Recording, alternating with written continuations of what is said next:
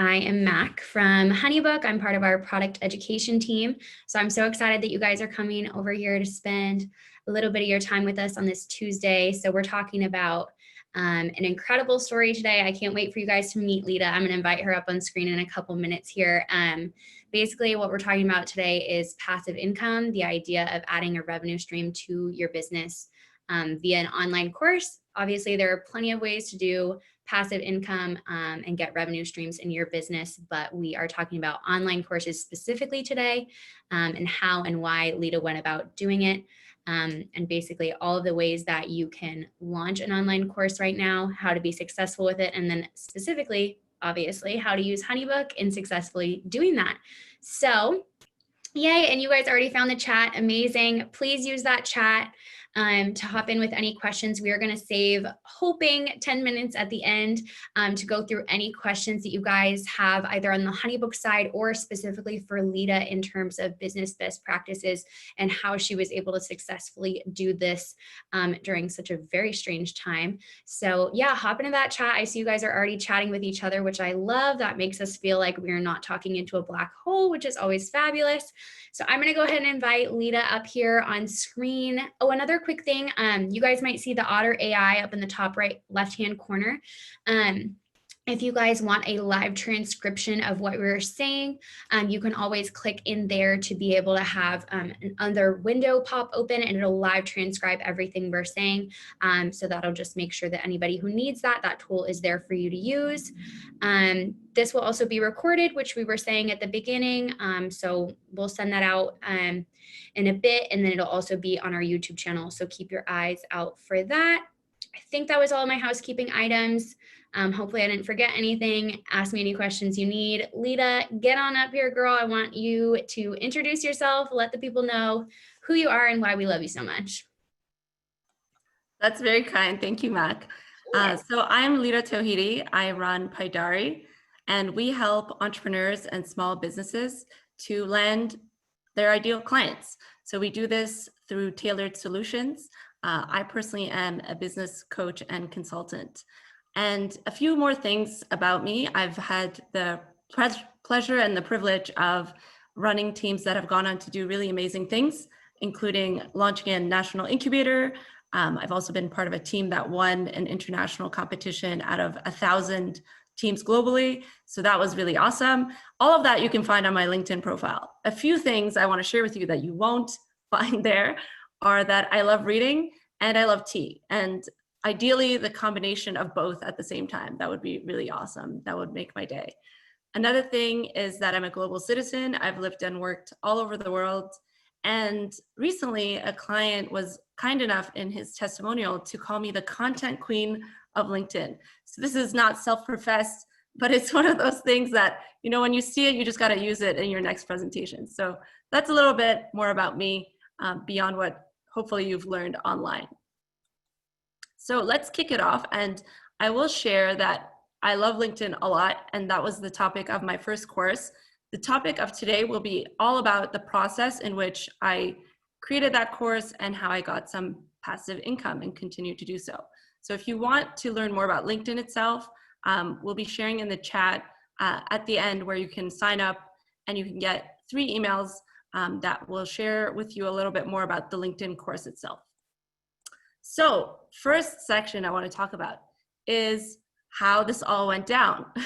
It was one of those stories where it's like you get a bunch of lemonade in life and you get a bunch of lemons, I should say, and you create lemonade. So earlier this year, I got a fateful call that told me that over half a year of my income evaporated overnight. So this was a client that I was really excited about landing at the beginning of this year.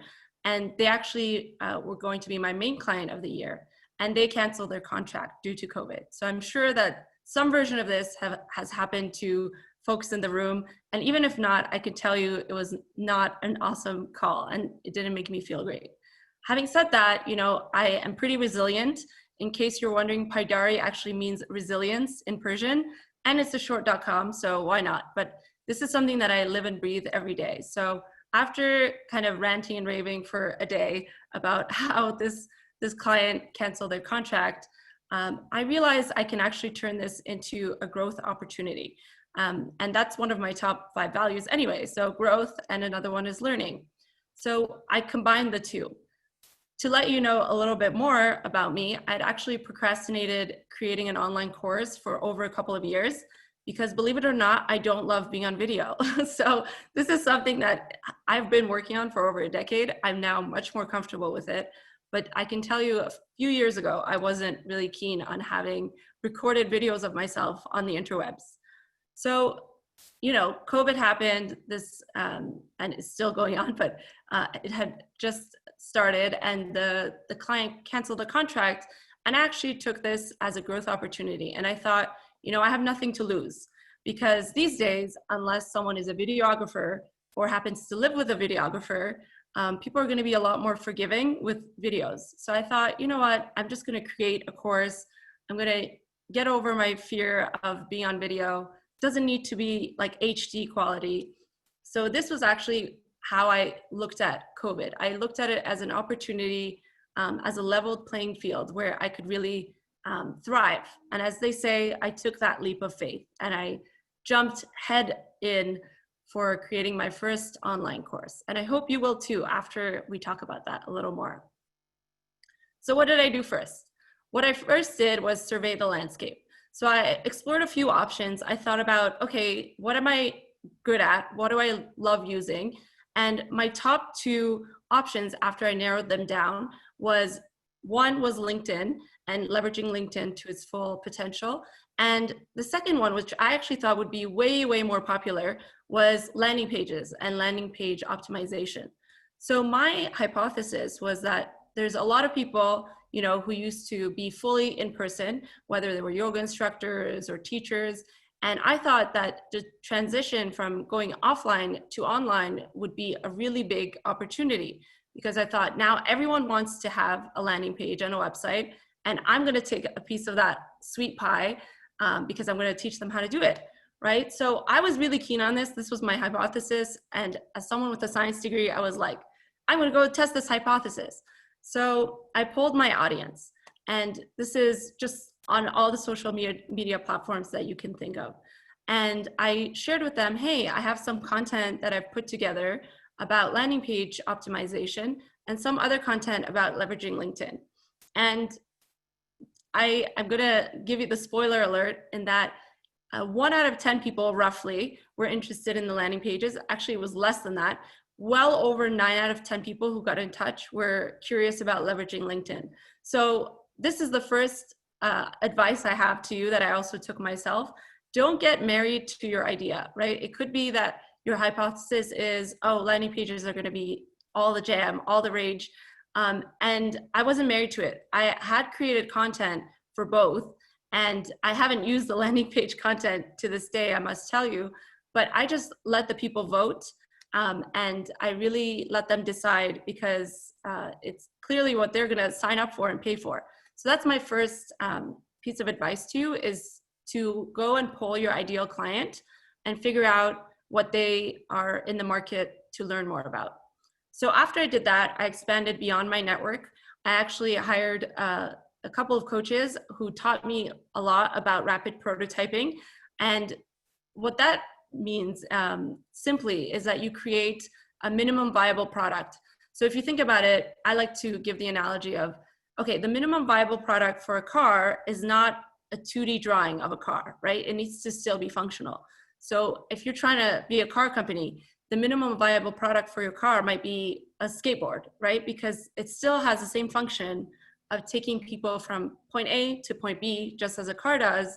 And you can then get feedback from their experience on this, you know, hypothetical skateboard, and use that to do a lot of rapid prototyping. You then make that skateboard into a scooter, make that into something like a really tiny smart car, and then the car of your dreams, right? So just think about it. I don't think any of us are creating the next car company, but just think of it that way. You want your rapid prototypes or your MVPs, whatever you want to call them, to be as functional as your course, but you want to make sure that you're, iterating along the way.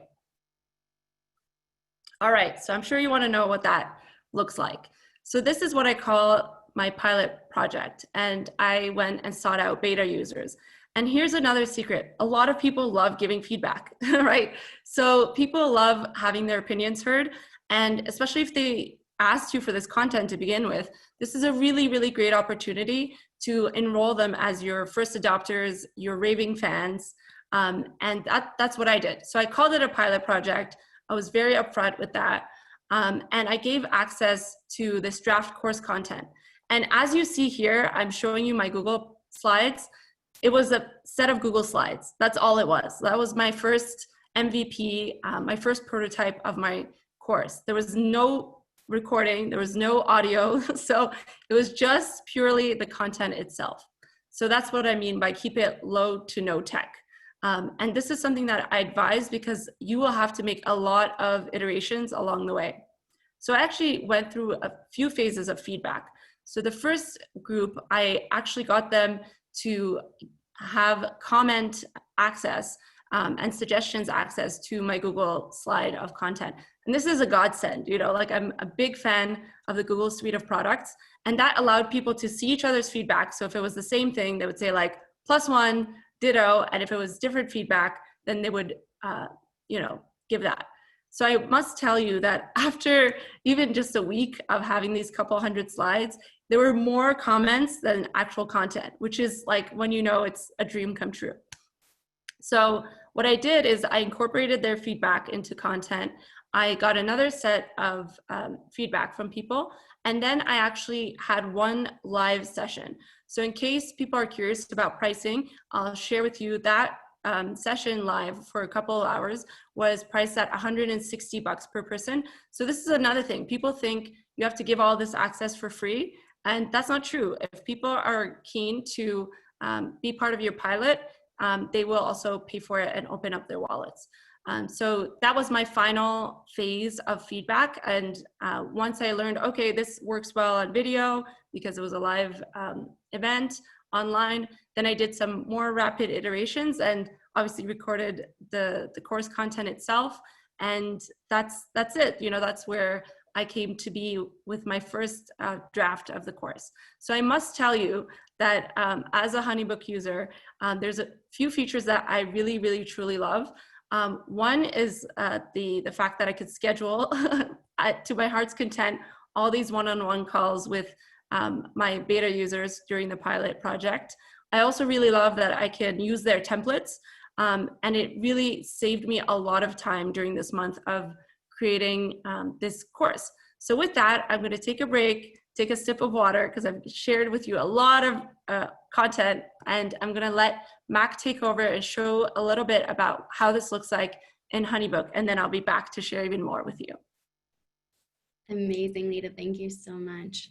So I'm going to share my screen over here to show you guys some HoneyBook action. So also, if you see me looking over here, it's because I have two monitors. So I'm just looking at my HoneyBook screen that I've got over here. So Lita touched on templates and scheduling. So that's what I want to talk to you guys about really quickly here. So if you haven't already checked out the HoneyBook scheduling tool, it's new as of this year, so don't feel like you're completely out of the loop. But basically all you have to do is go up to your tools section and go into scheduling.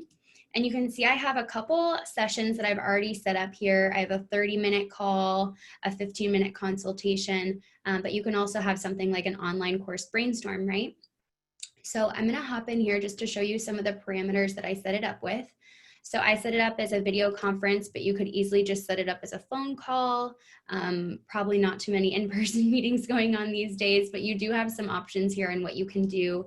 You can title it whatever you'd like, and then you can actually even sync up your Google Hangouts, or you can do another like Zoom link. So if you have like an outstanding Zoom link, you can add it here, and that way your clients will always have access. Set your time zone and duration. Scheduling parameters in terms of what kind of window range of time you'd like them to be able to schedule. Even include a little instruction area. So for this example, I was saying, hey, we'll use this time to talk about the best content for my soon to launch online course. You could even use this as a place to say, thank you for attending my beta. I'd love to hear your feedback over a phone call, whatever you want to say here. We'll also take care of any reminders for you. and then you'll sync up your availability. So this will connect from your Google Calendar, or this will pull in based off of any other parameters that you'd like to set. So you can always set up, 9 a.m. to 5 p.m., or maybe you'd rather do this just in the evening. So you just set it up between 4 and 6, whatever you want to do. You just build out those parameters here.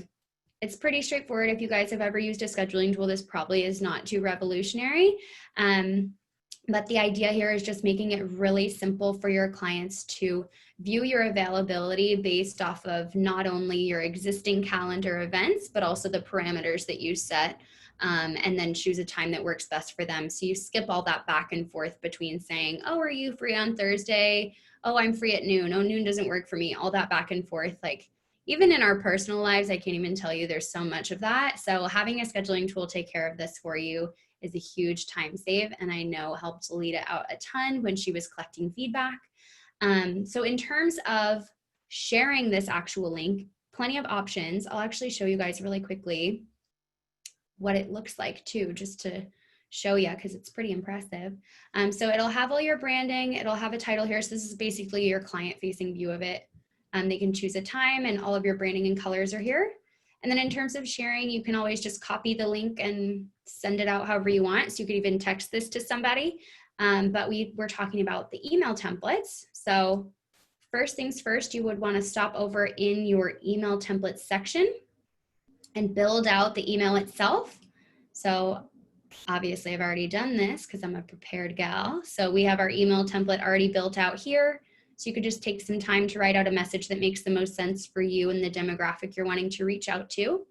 And then once your template is built, you'll just pop into the project that most applies to receive this message.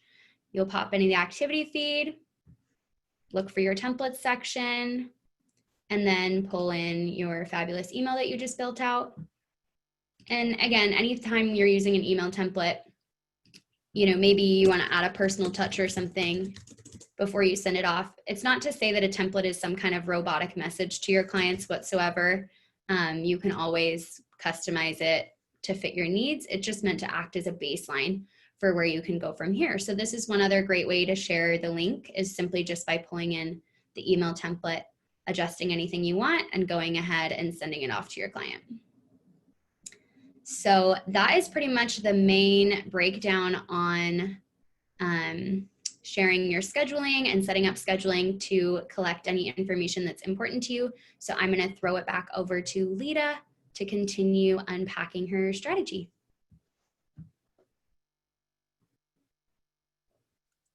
All right, awesome. Thank you so much, Mac. And I think one thing that I love about those templates is that you get the read receipt as well. So you also know when people have looked at your email, and you can A/B test and see which emails work best. Always add your personal touch. So that's something I really love about using HoneyBook. So I'm sure you're wondering, okay, Lita, you told us a little bit about the strategy. What tactical steps did you actually take to launch your course? So I will share those with you as well. All right, so the first thing I did was mapping out the course. So at this point, we know that LinkedIn is the winner to my surprise, but for all the best reasons. And that is something I was really happy about because I've used LinkedIn for a dozen years. So I would recommend to you, while you're figuring out your course content as well, to dive deep into your zone of genius.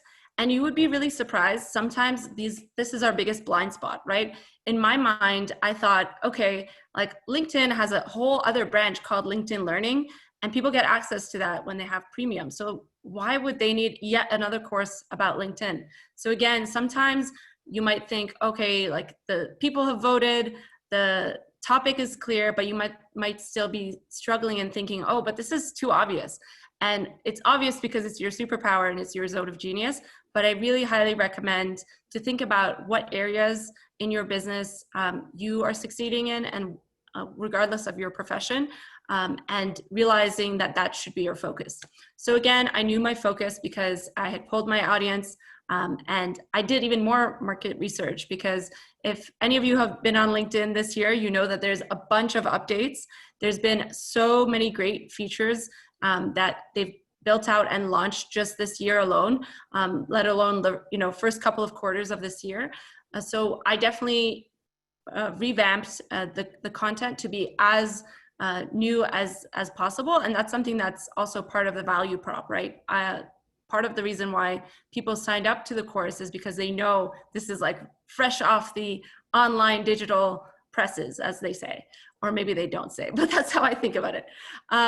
So at this point, I've nailed down the content. I've taken in all the feedback, and now I'm like ready to hit record. But it's really important to realize where the scope of your course ends. So I focused my course on leveraging LinkedIn for entrepreneurs. There were a lot of people in my initial pilot that were job hunters. And this actually led me to think about my next course already. So this is something that, I don't know if it's the same. I don't have a tattoo, but maybe it's like, once you have one tattoo, you want a bunch more. Once you have one online course, you want a bunch more. That's how I feel, because I really want to record my next one. And I think the next one would be about using LinkedIn for job hunters. But just to share with you, you want to make sure you map out the start, middle, and end of your course and be very, very clear about your ideal audience and the scope of it. So putting it all together. So one thing I realized after I put all this content together is that it's a few hours long, right? So, and it was 200 slides. So I thought, okay, clearly I can't have this as one big course, especially if it's going to be self-paced, which it is. So I decided to spread out my content into modules. So I actually spread it out into 12 modules. And that's something that I recommend for you as well. If you have a course, I would recommend putting the content together in bite-sized chunks. So for me, that looks like about half an hour to 40 minutes. And that's because, especially if people are doing it self-paced, they have an attention span, and that's something that you want to be cognizant of. So you want to make sure at the end of each module, they kind of can do like a really happy dance and be happy that they're continuing on with your course. And that's actually a reason I would say that over 90% of people don't tend to finish courses. And this is an old stat. I'm sure it's gone down now. And that was because, you'd start a course and you'd see, oh, there's like hours of content and it's all in one file. And like, it would get discouraging, which I totally understand. So that's another tip for you, is to spread this content out into modules. Another thing, again, you'll notice I'm giving you advice that I've taken, because that's the only way I give advice. And I try to be as minimalist and as simple as possible with the tech, because the course is about the content and the juicy wisdom you're giving folks. It's not about like that highest level of technology you could use or the most expensive video camera that you could use. And this is coming from a techie, right? So I actually would recommend you use the simplest video recording and editing software available to you. So if you're on a Mac that is iMovie, you could do everything on an iMovie. And similarly on PC, it's Movavi, I believe. So if you have more video editing and recording experience than me, then by all means, use your Final Cut Pro, like do all the things. I just know that for me, I tried to keep it as simple as possible. Another point that I would like to share is about hosting the content. So for me, I shopped around, I saw that there's a bunch of great course platforms that have hosting capabilities. For me, it was something that I decided to actually host on my own. That way I get to have full agency as to the price, as to the marketing, and how it's being broadcast to the world. So that's my strong recommendation. If you have an ability to host your own course, then you can do so on any website or landing page software that you're using. If you decide that's too much work, then there's so many opportunities for you to host your course on a number of platforms. If you chose to go that route, just realize that you're either going to be paying a monthly fee to that platform, or paying a transaction fee for every time someone signs up. So that's the only, downfall of using a platform like that. Another point I want to mention is to have an email capture. So I shared in the chat what the short link for that is. And this is something that you want to have, and I advise you to have if you're hosting your own course. And that's because a lot of people might be interested, but they may not want to shell out the couple $100 right away. So they want to try the experience, right? So just with anything else, you want to make sure that the trial experience is as high quality as your full masterclass. So for myself, I have 3 emails that go out, once every day, that have content and a couple of videos that are short. One is like just over 9 minutes long, and the other is 5 minutes long, but they're the same level of quality as the rest of the masterclass. And that way you have people who get a teaser of the content, and then it still keeps it as passive income, right? You don't have people who are asking you to send this. It's all automated. And again, you can use any of a number of email service providers to make this happen for you. As to the payment gateway, I try to keep it quite simple. Again, I use the option that I have with my landing page provider. So a couple that I recommend are PayPal and Stripe, which allow you to keep it accessible to everybody who can use a credit card. I mean, you can go the way of e-transfers and Venmo, but I haven't tried that out, because then that way that adds one layer of additional work for you as the course provider. Last but not least, and I think this is the most important piece of putting it all together, especially if you're doing so yourself and hosting it yourself, is to have testimonials. So for me, I had a lot of people in my beta group and people that joined the live event that I mentioned before that were kind enough to share testimonials with me. And I used half a dozen of those. I spaced them out. So there's 3 in one section of the page and 3 somewhere else. And this is, again, to give the social proof that other people have gone through the content and the masterclass and also like it. And all of this, again, is to make it as little friction as possible for someone to pull out their wallet and give you their PayPal or credit card information. And that way there's not all these questions back and forth, and it actually makes it passive income for you. Of course, after you've put all the great effort in putting your course together. So these are a couple of screenshots, just in case you're curious. So it's really simple. My call to action is, tell me how you can stand out on LinkedIn. And my promise is that I help clients find you on LinkedIn with tips 99% of users don't know, which sounds like clickbait, but it's not. I promise you, I will show you tips to be in the top 1% of LinkedIn, to build your brand, attract leads, and grow your business.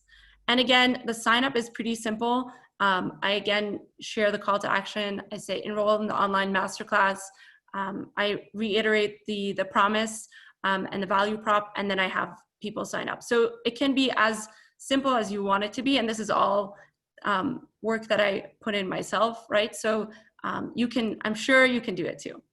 So a little bit more about marketing the course. So I'm a marketer, so this is something that I'm familiar with and comfortable with. So I actually decided to go the organic route. I would suggest the same for you if you're comfortable with it. Paid campaigns and ads are a lever you can always pull at a later time. So I know for myself, if I ever get to the point where people are not signing up through organic means and finding it through people referring them and through my network, then I can always pull that paid campaign lever. But I'm trying to save you all as much time and money as I can. So I would go with the organic route. Again, I mentioned, and I'll reiterate, I may use a course platform in the future to make it even more easy and simple and be truly passive income once it's live. But I do like having the agency and control over the pricing and the content, because with a course platform, they tend to discount your course, and also how they message it might be different than what you want. So this is just my recommendation based on what I did.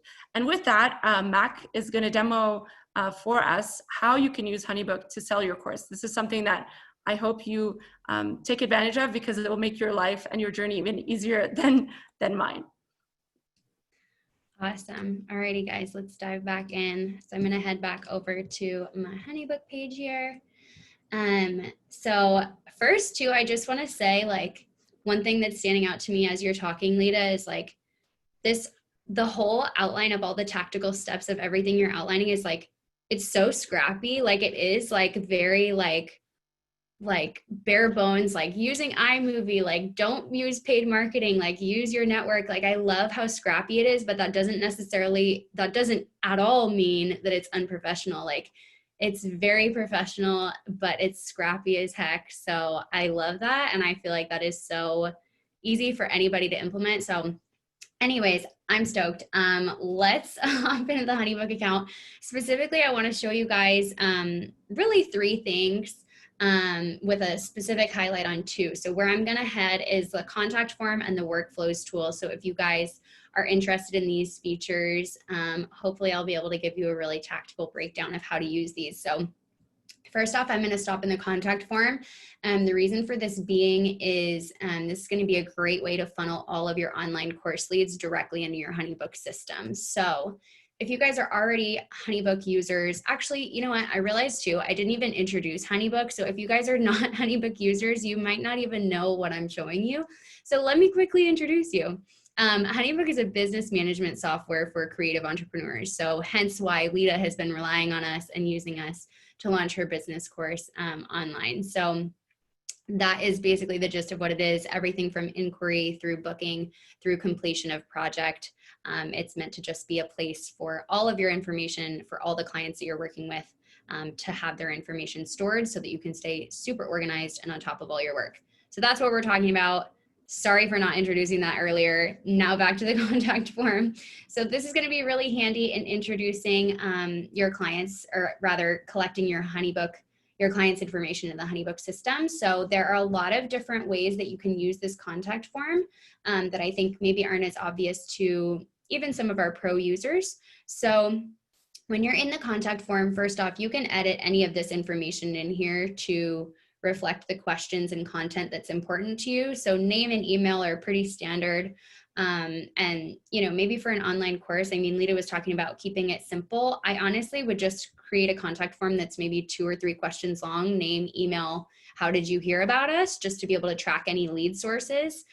So did they come from LinkedIn, Facebook, whatever. And a way that you can do this without messing with your existing contact form that's embedded onto your website would be to use multiple contact forms. So with HoneyBook, you can have any number of contact forms that you want, and you might want to have one just specifically for those people who are hitting the sign up button to register for your course, and then they would be dropped off onto a page where they can enter name, email, and how did they hear about you, and then that'll automatically add them into the HoneyBook system. Another good option here is using the HoneyBook direct link. So this is a fabulous kind of catch-all way to get leads into the HoneyBook system. So I even recommend this for my clients who get leads who like text them all the time, or people who are coming through social media or things like that. This is like the classic link in bio type of a situation. And essentially what it's going to look like is it's just a standalone URL with all of your branding and all the same stuff that your normal contact form has. But rather than redirecting them to your entire website, it's just a really handy link for them. So if you say on social media, for example, hey, sign up at the link in bio for my online course, you could have this link be the link in your bio. So those are a couple different ways how you can manipulate the HoneyBook contact form to collect leads for your online course. And then once you've done that, you might want to look into implementing workflows. So workflows are essentially automations, which I know is a scary word for a lot of people, but I promise you, you can still have complete control if you want to. Although I think part of the idea of passive income is to be as hands-off as possible. So that's where automations can really come in handy.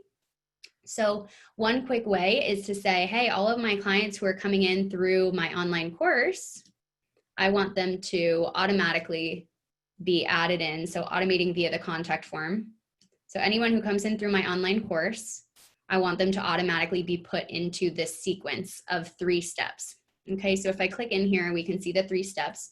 So maybe the first one is a welcome guide, and the welcome guide introduces them to, you know, how your course works. Maybe there's even a hyperlink in there to give them access to the course. Maybe there's some imagery, links out to videos, anything like that. Then you've got an email maybe 5 days later with an automatic check-in. Hey, At this point, most people who have gone through the course have made it to stage 3 or module 3. Have you gotten there yet? Here's some things to look forward to. Just get them excited about it again, and really kind of nurture them with some automations here. And then maybe after 14 days, you send a questionnaire asking them about their experience. So again, another good way to collect feedback too. So many options on what you guys can do with workflows. You can even have a task. So if you wanted to use this for like your beta course, you could have way more touch points in here where it's a little bit more personal. And rather than sending automatically, maybe you have it set up to be approved before sending, and that'll give you control to customize the message or skip the message altogether when it comes time to send it out. So it gives you a little bit more flexibility for things to happen organically, which obviously in a beta is pretty important. So tons of flexibility there. Again, when Lita was talking about email capture and giving clients like a trial experience, the contact form submission to workflow trigger would be another great way to do that. So in the contact form, you could have like, what are you interested in as one of the questions? And then it could say, either the online course or the trial of the online course. And based on them saying trial of online course, you could have them put into a different workflow. So right here where I said online course, this is project type. So this is tied into project types in the company settings. So I'll show you guys this. It's in preferences and project types. So this is where you can edit that. So if you wanted to do trial of online course,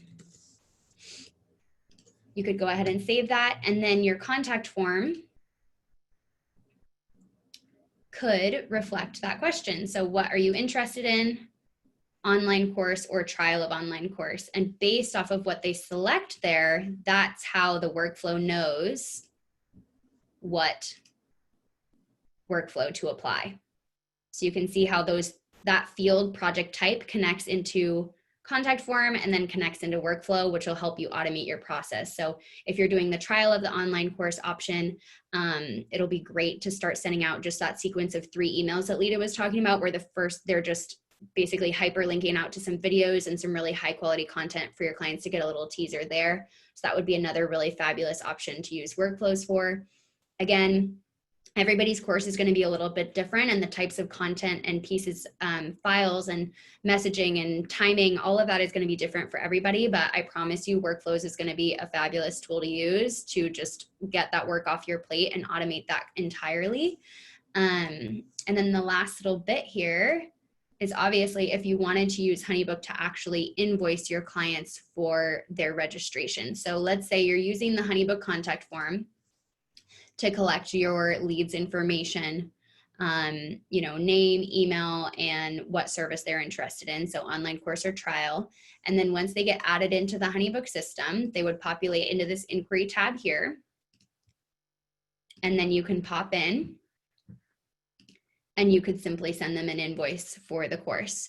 So this is another way to do it. I know Lita listed off a ton of options and she just hosted it directly through her landing page provider, but doing it through HoneyBook is totally an option as well. So what you could do is come in to an invoice and you could have your online course added here, and it would just be a flat fee.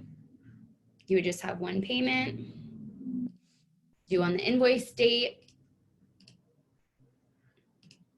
and then you would just send it over to your client. So it's super easy. I mean, I did that totally off the cuff, and what did that take me, like 1 or 2 minutes? So it would be really easy to do that. So you could do it that way and then have your workflows triggered from there. So lots of different options of where you decide to plug in HoneyBook to your process or not. So sending over an invoice is just one of the ways that you can bill for an online course. And workflows is just one of those ways where you can automate some of your messaging and content that is going out to your clients. So if you guys have any questions on specifics on having HoneyBook be a part of your process specific to an online course, definitely don't hesitate to hop into that chat and we'll get to those questions in about 10 minutes here. And then obviously if you have any questions for Lita too, hop those in there so we can make sure that she's able to help you guys out. But that's really the main gist. So what we were talking about, tools that we covered were just the workflows, contact form, scheduling, and templates. So really straightforward. If you have a HoneyBook account, that is where you'll want to be clicking your mouse. Alrighty, Lita, I'm going to pass it back to you to wrap us up here. Awesome. Thank you so much, Mac. Yeah. And yeah, as Mac showed you, the invoices are really simple. So that's how I actually invoiced my initial live event at 160. And then with the online course, it was just somehow easier to make it all on my website. But I promise you, I will also be using HoneyBook going forward, just because what's awesome is that there's also red features on the invoice, on contracts, just anything that you're sending. You will be able to see if someone not only got it, but opened it. And even better, one thing that I tend to forget is, you know, with my consulting clients, I may send them a contract and then I'll forget I sent it.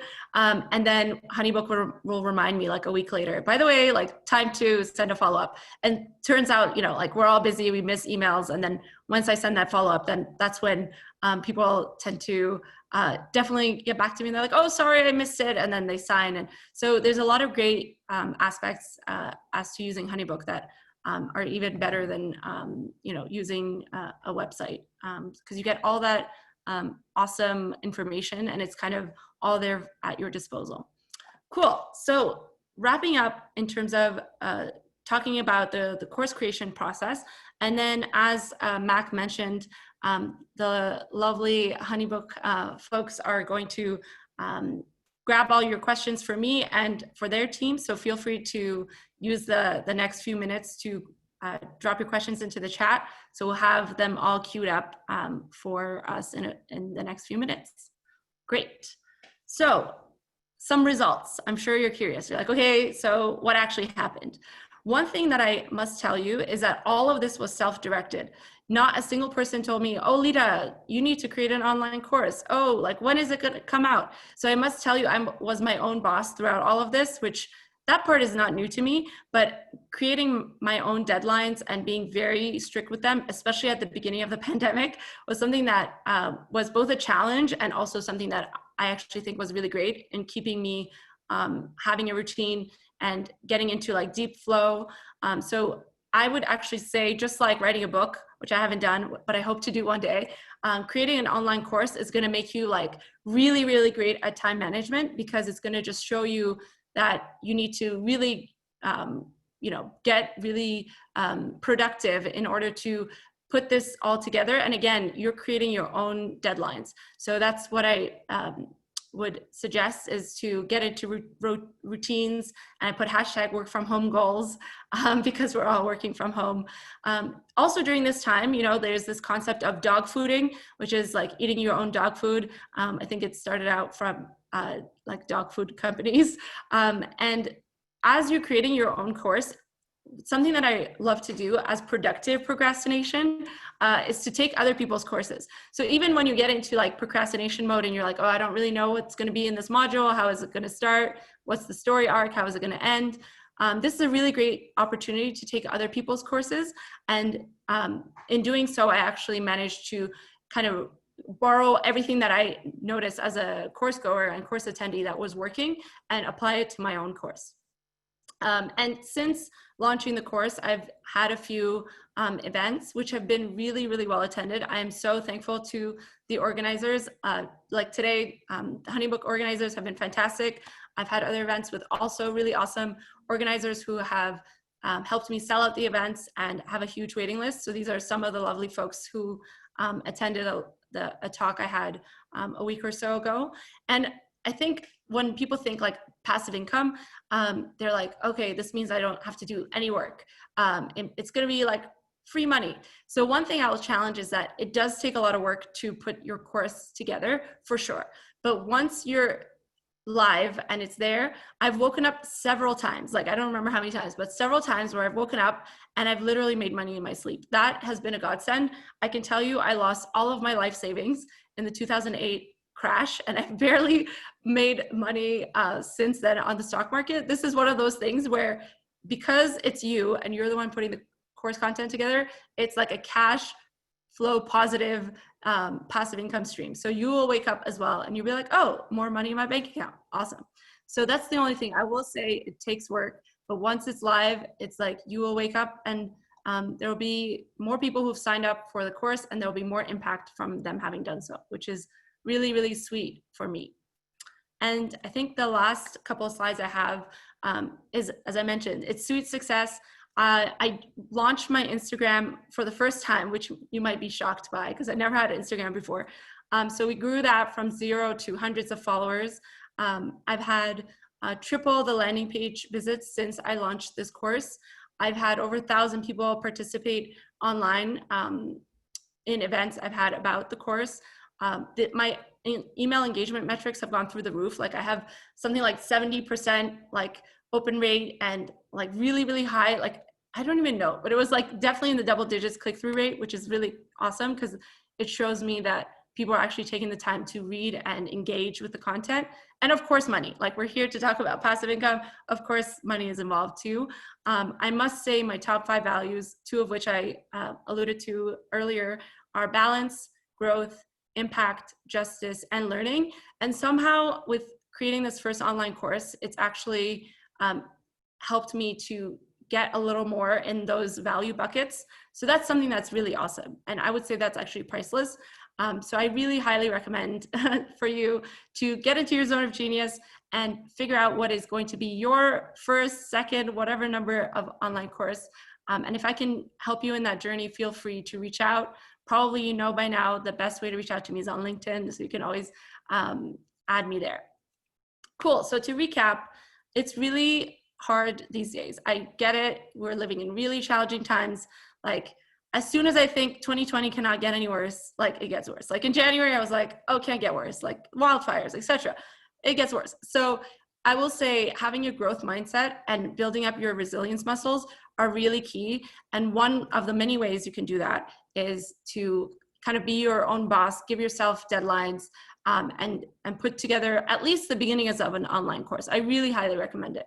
The steps in which I did that and which I recommend are to survey the landscape. Really, really highly recommend having a pilot project with beta users.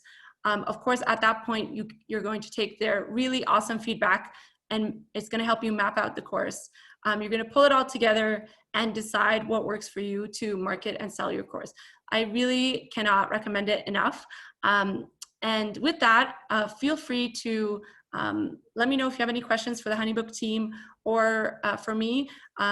Again, I will mention something else you might not know about me. I started out my career over 12 years ago as an educator. I was teaching English, and I've now come full circle as an educator through the HoneyBook platform. So they're doing a really awesome promo these days. I would highly recommend you check it out.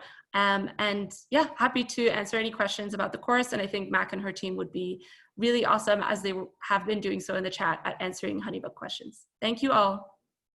Awesome. Okay, Lita, I know we have some specific questions aimed at you and your expertise here, so I'm just going to quickly read these off to you. And I know we had some questions about triggers and workflows as well, so if we don't have any more Lita specific questions, I might start sharing my screen again and just go through those triggers, because it seems like that's a vast majority of those questions too.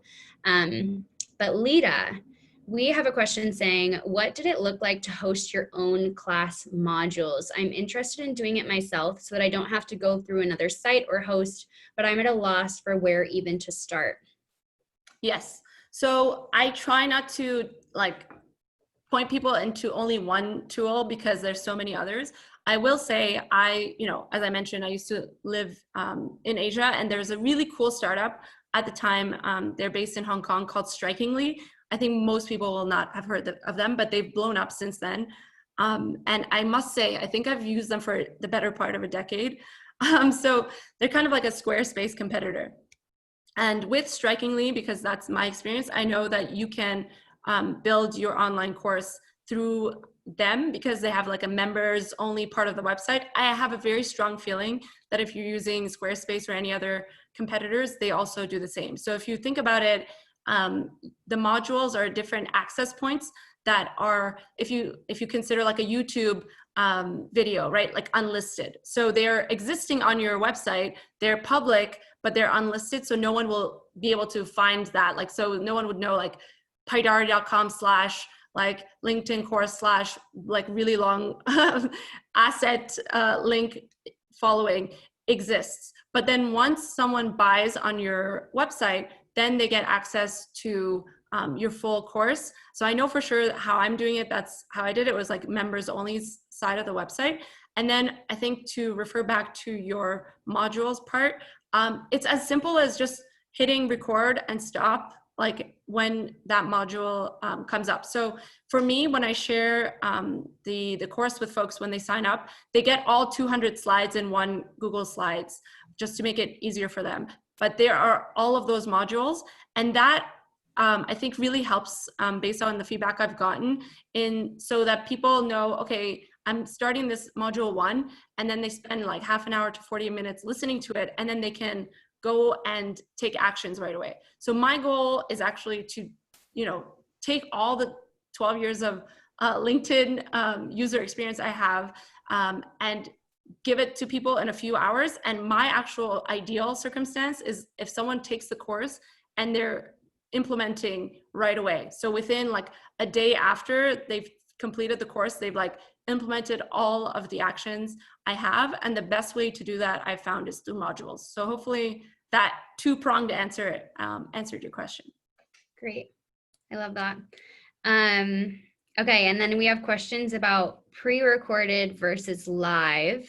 Yeah. Where do you start for the modules? Are they pre-recorded or are they live? Like, where do you distinguish? How do you decide which one versus the other?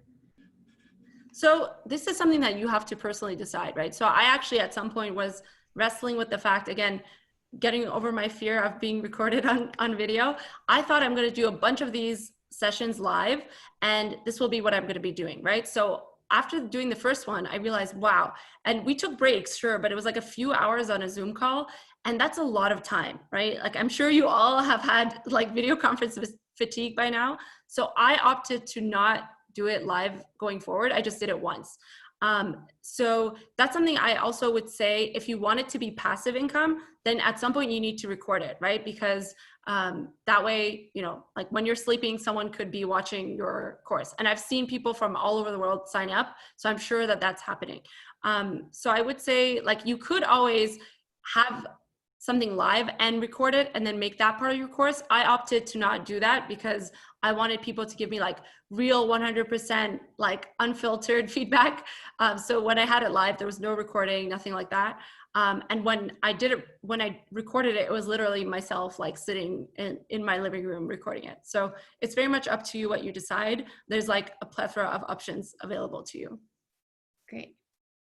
Okay, that's perfect. I see the majority of the rest of the questions seem to be HoneyBook facing.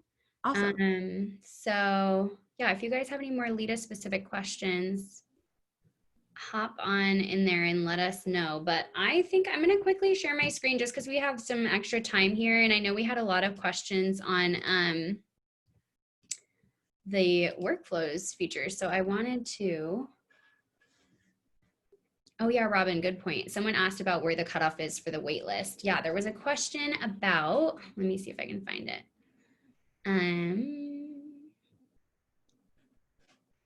Basically, I think the gist of the question was, oh yeah, here it is. Since it's virtual, how do you decide how many people to let in before there's a wait list? That one was for you, Lita. Yes. One thing I will share is that was purely like a Zoom limitation situation. So as you all know, we had over 100 people live here today. Once you hit 500, that's it. So we had over 830 people sign up. So it was literally like the first 500 who signed in would get access, and that's how the waitlist was decided. But I'm generally not a big fan of waitlists. I'm like, give access to all. So yeah. It's very much like a tech limitation that time. Got it. Yeah, thank you all. Okay, cool. Alrighty, let's check out this workflow feature. So I want to show you guys some triggers. I know there was a question about once the client has filled out or once a client has booked, it's a question from Dave, a book session. So there's no book session, but you can base the trigger off of first payment. So I would say that's not exactly what you're asking for. So you can send a workflow based off of contact form submission, which is them initially inquiring about your services, like I was covering when I was talking about the direct link, multiple contact forms, embedding onto your social media, things like that. So you can trigger it based off of a contact form submission, which I think in terms of an online course is pretty much, I mean, it's on its way to being a book session. It's someone saying they're interested, but I would say even more specifically, first payment being made or invoice paid in full would be two really good triggers to base it off of, to say that it's an officially booked session. And I would just do it based off of that, if that was your concern.